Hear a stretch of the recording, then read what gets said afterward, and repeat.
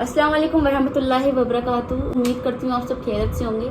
आज हम फिर आए हैं एक नए डाउट और एक नए टॉपिक के साथ आपके लिए। और एक सवाल था किसी का, वो हम इनसे पूछेंगे कि आप रेडी हो सवाल के लिए? जी इंशाल्लाह। तो पहला सवाल ये है, बाजी मेरी एक गर्लफ्रेंड है, अब मुझे डर लग रहा है उसको छोड़ने के लिए, वो बद्दुआ दे देगी, तो अब मुझे क्या करना चाहिए? मतलब कोई सवाल पूछ रहा है आपसे कि मेरी एक गर्ल में हराम, देखा जाए तो हराम रिलेशनशिप में हूँ यस और उसे डर लग रहा है, वो थोड़ा सा ना दीन के रास्ते में चलने वाला होगा। देखें, अगर आप भी मुझसे ये सवाल करें तो सबसे पहले मैं आपको ये कहना चाहूँगी कि किसी की बद्दुआ आपको नहीं लग सकती, क्योंकि देखो अल्लाह ताला अपने बंदों से बहुत प्यार करता है। अगर आपके लिए कोई बद्दुआ भी देता है, लाखों लोग हैं सड़कों पर, अब ट्रैफिक वालों को देख लो कितनी बद्दुआएं देते हैं एक दूसरे को, लेकिन उनकी बद्दुआएं नहीं लगती।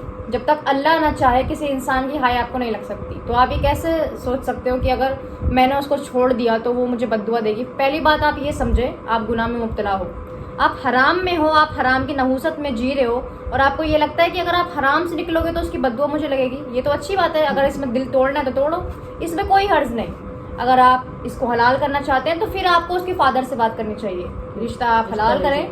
ये तो कोई तरीका नहीं है कि पहले आप चिट चैट करें, देन आप उसमें मुब्तला हो जाएं और जब छोड़ने की बारी आए तब तुम्हें बद्दुआएं याद आए, तो ये एक तरीका फिर आप गलत है। मतलब अगर उसको अब समझ आ रहा है कि वो गलत चीज में है, तो वो रिश्ता बेच के सब सही कर सकते हैं। वो अपनी फैमिली से बात करे, फैमिली को भी समझना चाहिए। अगर बच्चे एक दूसरे को पसंद करते हैं तो वो एक्सेप्ट करें एक दूसरे को, तो मतलब वो गुनाह से हम बच सकते हैं। बिल्कुल बच सकते हैं, क्योंकि देखो दुनिया में कोई चीज़ इतनी मुश्किल नहीं है जितनी हमने बना दी है। आज हमने जिना को आसान कर दिया और निकाह को मुश्किल कर दिया है। अगर बच्चों की हम पहले ही ख्वाहिशात पूरी कर देते और पूछते बच्चा आपको किससे शादी करनी है, तो बच्चा गुनाह की तरफ जाए ही ना, इसलिए बच्चे आज गुनाह की तरफ जाते हैं।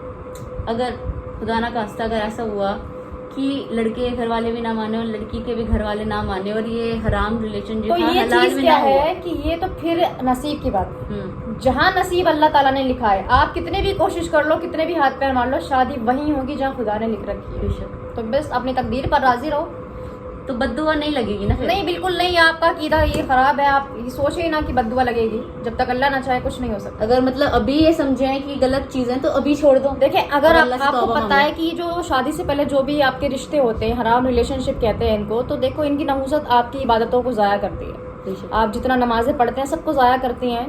तो दो नामहरमों के बीच में जो गुफ्तगू होती है उसमें तीसरा जो होता है वो शैतान होता है। तो शैतान तो चाहता ही यही है कि तुम्हें अल्लाह के रास्ते से गुमराह कर दे और गलत ट्रैक पर ले जाए, और फिर इंसान डिप्रेशन का शिकार हो जाता है। तो इस हवाले से इंसान को चाहिए कि उसको ब्रेक डाउन करे और आगे बढ़े, या तो हलाल में जाए, अदरवाइज नहीं है तो फिर सब्र करे और अच्छे रिश्ते का फिर वो करे, वेट करे। बेशक अल्लाह सब अच्छा बुरा सब जानता है। बेशक बेशक।